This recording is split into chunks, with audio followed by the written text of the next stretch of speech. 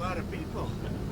Hello, Mr. President. So we visited the military course just to see if we could fix it up and make it nice. The budgetary situation takes some years to get something approved. So we're going to take a look at that. It's 2 courses, very nice, but they need a lot of work. And if we can fix them up, the military, they're for the military. If we can fix them up, we're going to do that. Mr. President, did you speak with Bukele directly to facilitate the return of Abrego Garcia? I don't want to say that, but he's returned. Did you have any conversations with? Returned. He should have never had to be returned. I mean, you take a look at what's happened with him. You take a look at what they found in the grand jury and everywhere else. I thought Pam Bondi did a great job today. Was this your call to bring him back to the United States? I don't want to say that. Mr. President, you posted yesterday. And by the way, either way, it's a disaster. He's a whole disaster. Look at him with his antics. Not good. And for the Democrats to have backed him, this was not the man from Maryland. This wonderful father from Maryland. This is a pretty bad guy. Mr. President, you posted yesterday that a good way to save money would be to cancel some of Musk's contracts. How seriously are you considering that? Well, we'll take a look at everything. I look at everything. He's got a lot of money. He gets a lot of subsidy. So we'll take a look at that. Only if it's fair. Only if it's fair for him and for the country. I would certainly think about it. Yeah, but it has to be fair. Mr. President, would you consider reopening investigations into his companies? There are a bunch of investigations. I didn't know that they had any, but they had them. I would just let them speak for themselves. I had no idea. Excuse me. I have no idea whether or not they had investigations. And what's your view on Elon Musk as of today? I mean, have you heard from him at all? As your team? Honestly, I've been so busy working on China, working on Russia, working on Iran, working on so many. I'm not thinking about Elon. On the China, I just wish him well. on the China talk, sir. There's a meeting coming up with Secretary Bessent and Secretary Lutnick. What do you hope to see? What do you hope to see from those talks in London, sir, with we're China? very far advanced on the China deal. We wanted clarification. We had to have clarification. A little bumpy up here. We had to have clarification, and that's what we're really having the meeting about. We had a very good talk. I talked to President Xi for, I guess, more than 2 hours. We had a very good talk. It's a complicated deal, but it's a deal that's going to bring us a lot of money and a lot of everything else, and we get along very well with President Xi and with China. On Mr. Musk's contracts, do you feel like the U.S. can survive without them? Obviously, you contribute a lot when it comes to defense and space, and that relationship has been important for quite some time. The U.S. can survive without almost anybody. And do you, except me. did you have any concerns about his drug use when he was working for you? I don't want to comment on his drug use. I don't know what his status is. I read an article in the New York Times. I thought it sounded very unfair to me. You said earlier today that Mr. Musk had a problem. What did you mean by that? And did you misjudge him by bringing? I don't want to talk about problems. I think that I think the United States had problems, and if you look at the numbers today, the numbers were unbelievable. The numbers were incredible. The numbers that came up today, the stock market went way up. The country's doing really well. Almost, I think, in a very short period of time, you're going to be saying doing better than it's ever done before. We have hundreds of plants coming in, a lot of jobs are being created. That's what happened this morning. You saw the jobs. And the nice part, they're not government jobs. They're jobs of people coming in and doing other things, including the leisure, hotel and leisures. Good stuff. A lot of good things are happening with our country. We're taking in billions of dollars of tariff money. The money is pouring in. And it hasn't even started yet, really, relatively. We're going to have a very successful country very soon, and the stock market is seeing that. We have, and I've been saying it, we have the hottest country anywhere in the world, the hottest country. And if you think about it, 6 months ago, we had the coldest country. We had a country that was a disaster. And we've done it very quickly. Okay, go ahead. Mr. President, on the One Big Beautiful Bill, so your critics, often your critics... I don't have too many critics, because, honestly, I don't know of anybody that's going to vote against it. Maybe Rand Paul or somebody, but, they always vote against it. But I actually think that over the last 24 hours, it's even solidified. We have tremendous support So just the critics that want to talk about the bill, they often fail to mention that your tariffs are actually offsetting a lot, the debt in itself. Yeah. I believe the CBO said 2.8 trillion over the next 10 years. So what do you have to say Well, to we that? got tremendous reviews, and CBO, who never gives good, basically it's a Democrat group, and we're getting tremendous reviews on the bill. We cut 1.6 trillion, not billion, trillion out of the budget, and yet we haven't affected anybody. We're going to save and totally cherish Social Security, Medicare, Medicaid.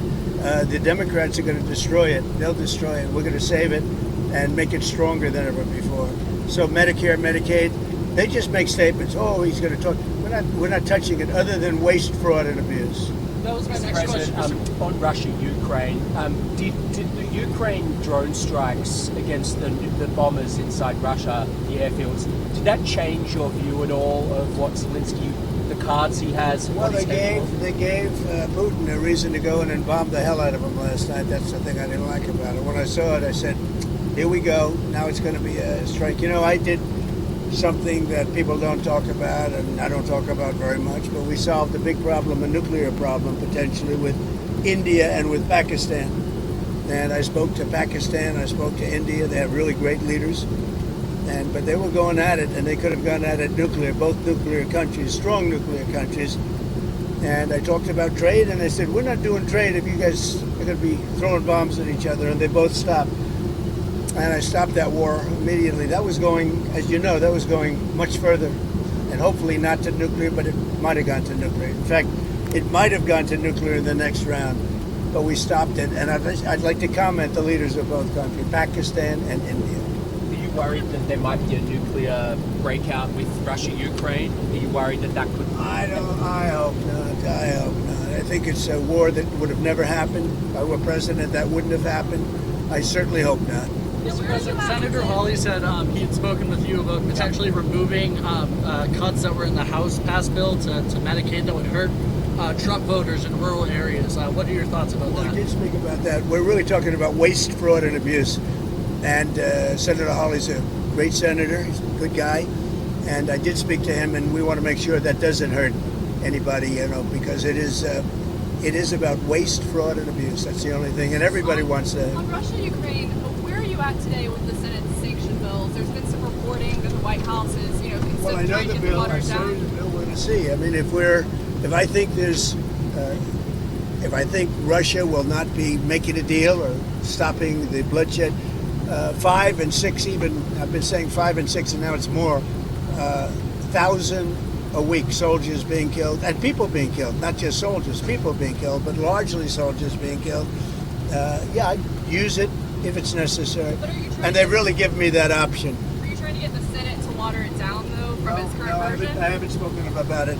They have a bill. It's going to be up to me. It's my option. They've made it that way, and it would save a lot of time if that happened. So I'm okay with it. Mr. President, I haven't decided to use it. It's a very strong bill. Mr. President, you gave Elon Musk, when he left the White House, a key, symbolically, to the White House, to the administration at large. I think that's what would you like him to give that back? No, I don't take things back. No, What about the Tesla? I gave him a key. He tried very hard. But the Tesla, I haven't thought What's your about reflection on his work then, as of this point, for the administration? How do you think his Doge did at the end of the day with the savings that? I think it helped us a lot. I think it helped our thinking, and it's not finished at all. We've basically taken it over, and we're doing a job. Many of those people remain with us, and they're going to remain with us. They're very good. It's terrific. We saved, hundreds of billions of dollars. It's terrific, and it's going further. I mean, I'd give you the answer actually at the end of 2 years, because a lot of it is out into the future. But it was a big saving and a good mindset. And what are you going to do about the Tesla? Are you going to keep it, or are you going to? I haven't thought about it. Do you have any plans to I contact? hope he does well with Tesla. Do you have any plans to speak with Mr. Musk? This was one of your closest advisors for No, I don't months. have any plans. Somebody made a mistake. A lot of reporters have been calling me. I didn't call any reporter.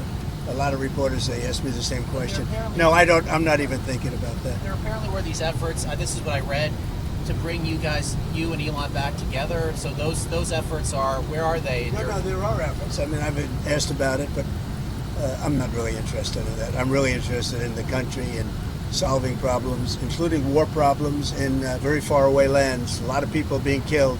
You know, when I left, we had no problem. We didn't have wars. We defeated ISIS 100%. Iran was broke. There was no Hamas problem. There was no Hezbollah problem. Israel wouldn't have happened, in other words. Russia, Ukraine wouldn't have happened. We had no inflation. And by the way, we have no inflation now. And if we had a good Fed chairman, you would lower rates. And you know what? If inflation happened in a year from now or 2 years, let them raise rates.